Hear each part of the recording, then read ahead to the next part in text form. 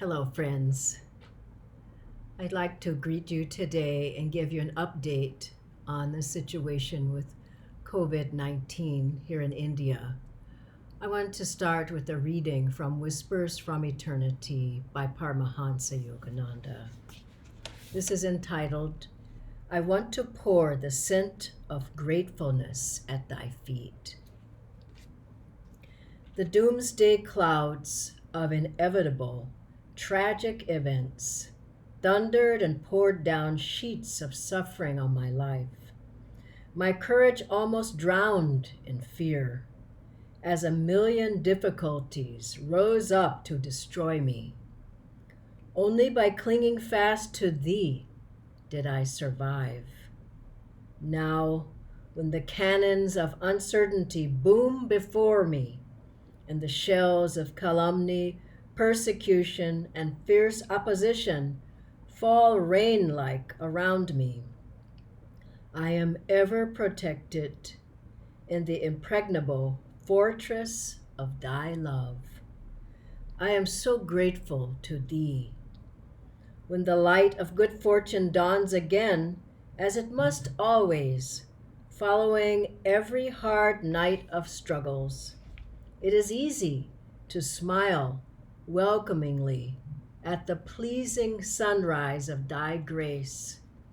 During dark nights of misfortune, however, I find it even sweeter now to offer thee the flowers of my appreciation for being always there, protecting me. I offer all my gratitude at thy feet of deep inner communion. Receive me, my eternal beloved, in sacred silence. And I believe this is the thought, these are the words, these are the feelings of all of us who are here in India right now, in this very challenging time of COVID spreading everywhere. Many people have lost very dear ones, fathers, mothers, grandfathers, cousins, friends, those who they love, to this disease. But our job, as we know, is to keep spreading the light of hope, keep spreading the vibrations of our masters, keep spreading their protection everywhere. And I was remembering a story of a man who was a very close friend of Swamiji. And his mother, also a very deep devotee, had a vision of Babaji or dream of Babaji. And she was asking him, why so much suffering? Can't you do something to stop all this suffering? And Babaji's answer was, I can't stop that suffering. My role is to bring in the light. And as we attune to the light of God and our masters, then we feel uplifted in a way that we can also help others. All around India, all of the centers are praying, I would say night and day, for souls in need. Hundreds of people who are asking for prayer, some who we know, some who we don't know. Many people are coming out of the COVID and are sending messages of gratitude for the prayers that they have felt, the prayers, and for those who pass away. Their families are comforted by the astral ascension ceremonies, that they don't even know anything about Ananda, but they come and they participate. Last week we had over 35 people who we offered that wonderful ceremony to, and we do it in large groups, and this week already 12. And what was so touching about one of the families who didn't know anything about Ananda, they were so moved, they were blessed, they were so touched by the blessings of our masters in that ceremony that they now want to become members of Ananda They want to learn to meditate. They want to focus their lives on God.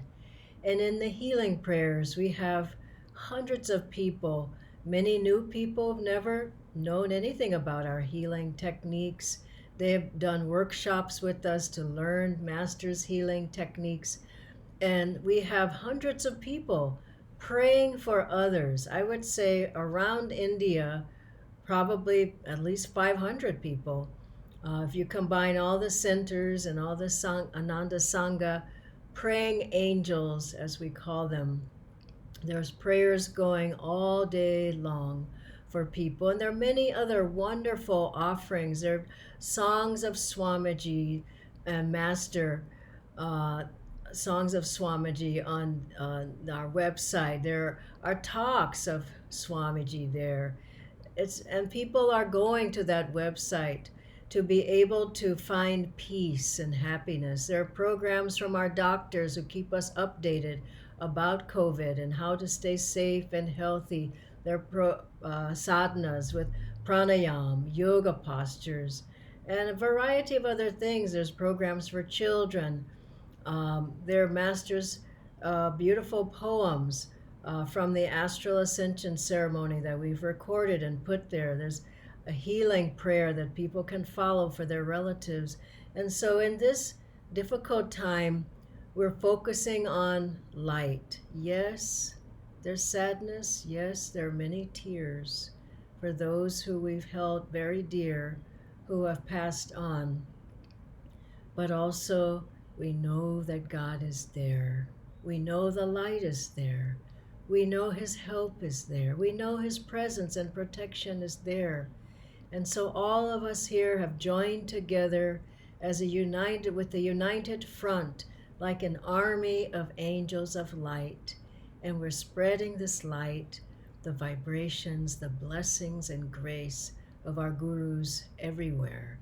And one other touching thing that's happening is in Mumbai, our devotees there and leaders of that center, Shurdra Narayani, they've connected with an organization called Hope, and they're distributing food to people who are in one of the worst slums of Mumbai. 15,000 people they have helped so far.